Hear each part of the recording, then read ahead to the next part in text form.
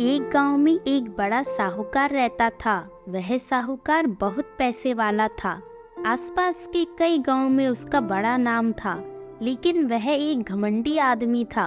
उसे अपने पैसों का, अपने रुतबे का और अपने नाम का बड़ा ही घमंड था। वह अपने नाम को बनाए रखने के लिए बहुत ज्यादा सोचता था और बिना किसी के भावनाओं की कद्र किए वो सब करता था जो उसे लगता था कि करना चाहिए। परंतु इतने अमीर और धन दौलत होने के बाद भी साहूकार के मन में अंदर से खुशी नहीं थी, क्योंकि उसकी इस धन संपदा को कोई भोगने वाला संतान न था।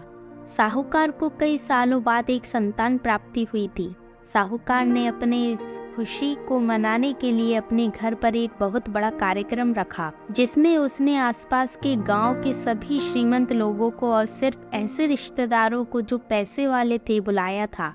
वहीं पास के गांव में साहूकार की खुद की सगी बहन भी रहती थी, परंतु इन दिनों उसकी बहन की आर्थिक परिस्थिति कुछ अच्छी नहीं थी, इसीलिए उसने अपनी सगी बहन तक को इस कार्यक्रम के लिए नहीं बुलाया था। उस साहूकार ने जिस कार्यक्रम का आयोजन किया था वह इतना भव्य था कि इस कार्यक्रम की चर्चाएं आसपास के हर गांव में होने लगी थी।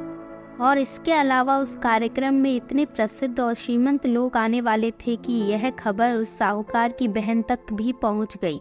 बहन को जब यह पता चला कि उसके भाई को आखिरकार संतान सुख प्राप्त हुआ तो उसे बहुत खुशी हुई। बहन ने सोचा कि शायद भाई गलती से उसे इस बारे में बताना भूल गया होगा और अपनों को भला कोई न्योता देता है क्या। भोली बहन ने अपने भाई के यहाँ उस कार्यक्रम में जाने की तैयारी शुरू कर दी। जिस दिन वह कार्यक्रम था उस दिन बहन सुबह सुबह ही अपने भाई के घर जाने के लिए निकल पड़ी। रास्ते में अपने पुराने मैले कपड़े देख उसे ख्याल आया कि अगर किसी और के घर जाना होता तो मैं ऐसे कपड़ों में जाने की सोचती भी नहीं, लेकिन मैं तो मेरे अपने घर, मेरे मायके जा रही हूँ। वहाँ मुझे ये सब सोचने की कोई ज़रूरत नहीं है। भाई को तो बस खुशी होगी कि बहन आई है। जैसे ही वह अपने मायके पहुंची, वहाँ का भव्य आयोजन देख वह बहुत ही खुश हो गई और उसे अपने भाई पर बहुत गर्व हो रहा था। वहाँ पर वह जल्दी से जल्दी अपने भाई को मिलकर उसकी खुशी में शामिल होना चाहती थी। वह तुरंत सीढ़ियाँ चढ़कर घर के अंदर प्रवेश कर गई। उसने देखा कि उसका भाई मेहमान के तौर पर आए सभी धनाढ्य, अमीर और नामी गिरामी लोगों का स्वागत करने में व्यस्त है। बहन जैसे ही अपने भाई की तरफ उससे मिलने के लिए बढ़ी, उसके भाई की नजरें उस पर पड़ गईं और उसकी बहन को ऐसे मैले पुराने कपड़ों में देखकर भाई ने उससे मिलना तो दूर बल्कि तुरंत ही बहाना बनाकर वहां से निकल गया। बहन ने सोचा इतने लोगों में बेचारा अकेला भाई क्या क्या करे, जरूर उसे कुछ काम याद आया होगा, इसीलिए वहां से चला गया होगा। बहन बाद में अपनी भाभी से मिलने गई। भाभी ने उसका स्वागत किया और उसे खाना खाने के लिए आग्रह किया। बहन ने सोचा ठीक है, पहले खाना खा लेती हूँ, फिर बाद में आराम से भाई से मिल लूंगी। बहन खाना खाने के लिए पंगत में बैठी। साहूकार भाई ने देखा कि अपने सभी धनवान मेहमानों के बीच उसकी गरीब बहन बैठी हुई। सभी कीमती पोशाक पहने लोगों के बीच उसकी बहन जो पुराने मैले कपड़े पहनकर बैठी थी, वह साहूकार से देखा नहीं गया। उसने अपनी बहन को अपने पास बुलवाया, भला बुरा सुनाया और वहां से जाने के लिए बोला। बहन ने अपने सपने में भी नहीं सोचा था कि उसके साथ कभी ऐसा व्यवहार भी हो सकता था, और वह भी उसके खुद के मायके में। अपना अपमान होने के बाद बहन तुरंत अपने घर ससुराल जाने के लिए चल पड़ी। बहन इस बात को पचा नहीं पा रही थी कि उसके अपने भाई ने उसके साथ इतना बुरा व्यवहार किया। उसकी आंखों से आंसू थम नहीं रहे थे। रास्ते में उसे अपनी पुरानी दोस्त मिली। उस दोस्त ने उसे रोने का कारण पूछा। हालांकि बहन दोस्त को कुछ भी नहीं बताना चाहती थी, लेकिन दोस्त के बार बार पूछने पर उसने उसके साथ हुई सारी घटना उसे बता दी।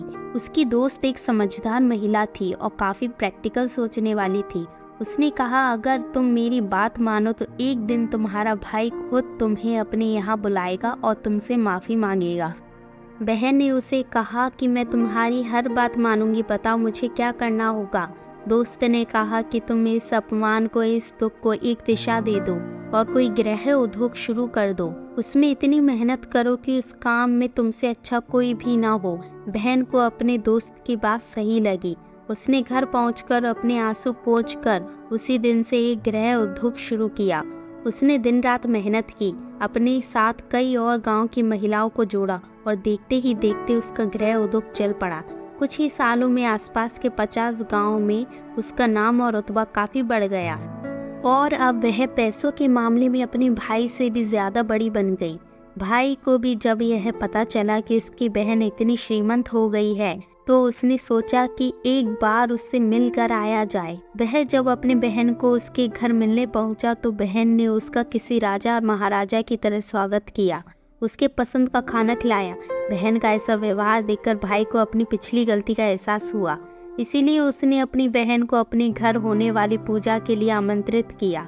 कुछ ही दिनों बाद बहन अपने भाई के यहाँ उस पूजा के लिए पहुँच गई।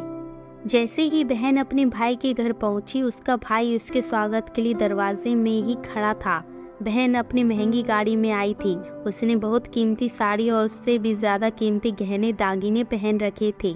बहन का ऐसा ठाट बाट देखकर सिर्फ भाई नहीं बल्कि उसका पूरा गांव दंग रह गया। भाई दौड़कर आया और बहन की गाड़ी का दरवाज़ा खोलकर उसे बाहर आने के लिए कहा और बड़े प्यार से उसे पूजा का प्रसाद ग्रहण करने के लिए बुलाया। बहन को इस बार 12 पकवान परोसे गए थे। चांदी की थाली में उसे खाना दिया गया था। वह साथ में एक सोने की चम्मच भी रखी गई थी।